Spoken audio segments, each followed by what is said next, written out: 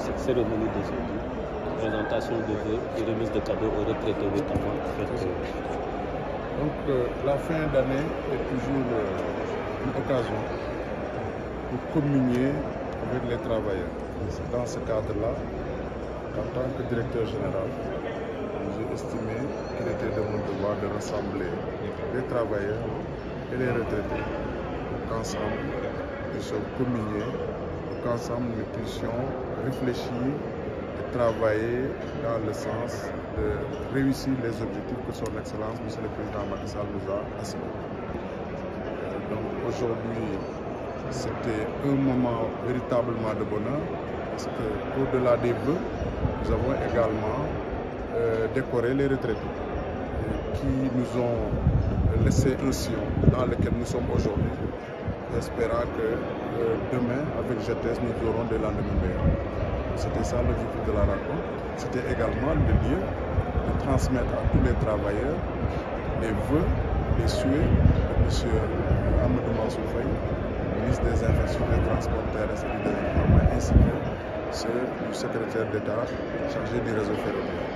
Donc c'était ça l'objet de cette rencontre. La fête a été belle. Je saisis donc cette opportunité pour féliciter les organisateurs, mais également féliciter les travailleurs pour leur mobilisation, parce qu'ils ont cru en cette journée donc, de retrouvailles avec leurs anciens collègues. Véritablement, ce fut un franc succès. Vous les avez également rassurés par rapport à leur traitement, justement en tant que retraité, justement. Voilà, notre devoir est de rassurer les travailleurs par rapport donc, à leurs conditions de travail. Sur ce rapport, je pense que beaucoup d'acquis ont été obtenus dans le traitement salarial, dans, disons, certaines négociations, comme l'élaboration d'un accord d'établissement. Également, il y a eu des avancées sur les pèlerinages, les saints, différents lieux saints. Donc, sur toutes ces questions, nous avons eu à rassurer les travailleurs sur notre ambition de faire en sorte qu'ils soient bien traités. Également, une question fondamentale qui est au cœur de toutes nos activités, c'est la reprise du trafic. Je pense que par hasard, l'ordre de service que nous avons établi sur instruction de M. le ministre, donc cet ordre de service-là démarre à compter du 5 janvier 2022, c'est-à-dire à partir d'aujourd'hui, pour que NGE, qui est le prestataire, puisse poser l'élément de voie qui devrait permettre à nos trains de sortir et d'être garés à Thiès et à Tuao. Je pense que ça a été le combat de toujours de tous les travailleurs. Ils ont envie de reprendre le trafic. Et avec l'inauguration du TER, c'est le lieu de féliciter et de renouveler notre engagement au président de la République, parce que ce TER-là est un outil important pour toutes ces populations mobiles qui vaquent à leurs besoins au niveau de la capitale.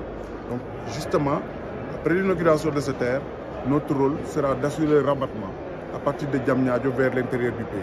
Je pense que la première étape devrait permettre d'aller d'abord à Thiès, ensuite certainement à Tuaon, ensuite vers d'autres localités. Et nous avons le personnel pour faire cela, un personnel bien formé.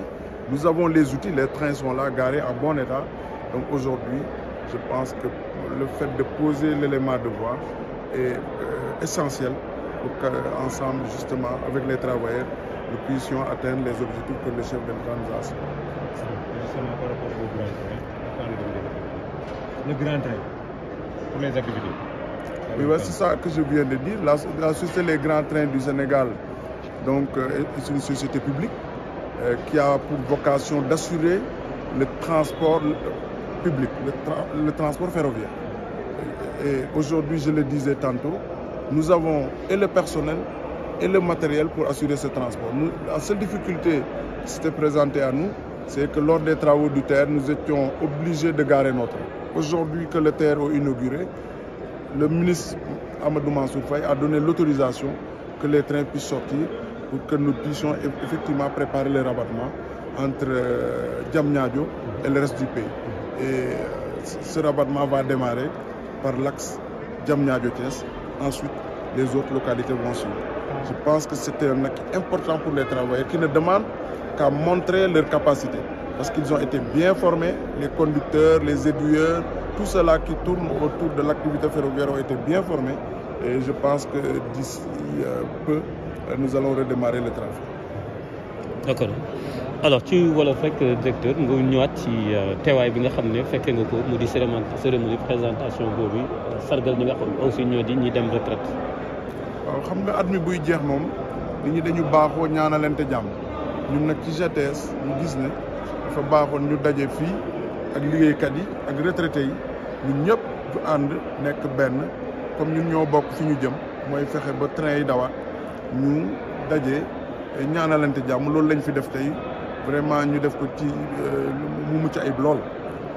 li ci des nag mooy xam nga ku liggéey ba retraité ay at am na ñu fi def fanweeri at ñenn ñi lu ëpp loolu dafay baax aussi ñooñu bu ñu demee nga sargal loolu moo taxoon tey ñoom itam ñu woo leen jox leen ay cadeau ñu xam ne kër gi fàttewu leen et que kër gi mu ngi leen di woo aussi seen xam-xam ak seen mën-mën ñu ñëw jàpp si ndax secteur ferroviaire dafa doon secteur boo xam ne bu spécial la mu tombé nag aussi ak TER bi ñu inauguré ko ñu ci delloo njukkal président de la République Macky Sall parce que initiative la projet am la muy projet bu am solo ndax boo amee dëkk boo xam ne am na 3 millions d'habitants il faut ngay am ci biir dëkk bi transport de masse mooy moyen boo xam ne day jël nit ñi lu bari yóbbu leen parce que tey fi nga war a defee lu mat ay fukki njaganjaay ñuy raa bouchon yi di am TER bi mën na jël sax lu ëpp loolu ci nit kon loolu je crois que jumtukaay bu am solo la ñu ko ciy félicité TER bi nag day jóge Ndakaaru ñëw ba Diamniadio bu ñëwee Diamniadio xëy na dina am ñoo xam ne dinañu bëgg a dem beneen dëkk ñii Pout ñii Sébikotane jëm ba Thiès ci loolu nag suñu kilifa di le ministre Mansour Faye nañu train yi nga xam ne dafa taxawoon bi ñuy defar TER bi nañ ko génnee préparer ko ndax mu mën a def rabattement maanaam rabattement bi mooy client bu jógee Thiès bu la neexee nga jël sa ticket ñëw ba Diamniadio continuer jël TER bi dem Dakar comme neex aussi boo jógee côté Dakar mun nga wàcc Diamniadio jël suñu train yi ñu yóbbu la ci biir réew mi donc ñun loolu mooy suñu rôle loolu nag am nañ ay nit ñu xarañ ñu fi nekk muy ay techniciens muy ay administratif yoo xam ne formé nañ leen bu baax train yaa ngi nii yéen a ngi koy gis na ngeen visiter xool ci biir train yi aussi train yu am solo la yu set la yu baax la kon yaakaar naa ni dara terewul pour loolu am kon ñu ngi naan yàlla mu dimbale ñu ci at mu bees mi ñu mën a tàmbali loolu. ci wàllu ñi nga xam ne ñoo di liggéeykat yi rawatina waaye à la traité yi waxaale nga wéral leen ci li soxal seen traitement justement. waaw xam nga liggéeykat yi ñun en tant que dirigeant dañu war a dalal seen xel ndax liggéey moom pour réew mi dox il faut nit ñi fa ñu liggéey ñu am jàmm ñun nag bu ñu fi président Macky Sall tegee non seulement ñu atteindre objectif yi la mais yim ñu assigné mooy ñu daw mais aussi dañu war a fexe travailleurs yi seen xel dal pour que lépp mën a am ci jàmm donc ci loolu. ñoom xam nañ yu bari yu ñu leen defal ci wàllu salaire am na accord d'établissement ñu ngi ci waxtaan affaire pèlerinage yi aussi ñu ngi ciy waxtaan am na commission yoo xam ne teg nañ ko kon loolu ci seen bopp ñoom waxal nañ ko seen bopp am nañ sax yu bari ci ñi dem retraite xëy na daan na am ay arriéré yàlla dimbale nañu baren amel benn retraité boo xam ne fayuñ la sa droit bi ngay dem retraite kon ñooñu nga xam ne nag ñoom ñoo defar lépp ba ñun ñu mën a ñëw dafay baax suñuy ñaanalante ñun suñ diggante liggéeykat yi ñu boole leen mais duñ leen ci boole noonu rek ñu ñëw dem non duñ ñëwee aussi ku ci ne am na luñ teg ci sa loxo pour won la ne yow gërëm nañ la sant nañ la ndax am na foo jaar am na loolu liggéey ba tax kër gi taxaw ba tey ñun ñu mën a taxaw fii di wax waxi kër gi kon loolu moo doon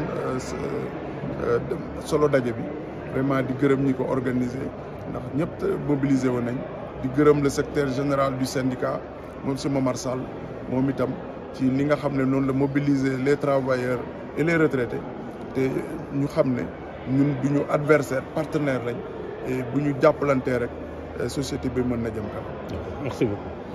Merci.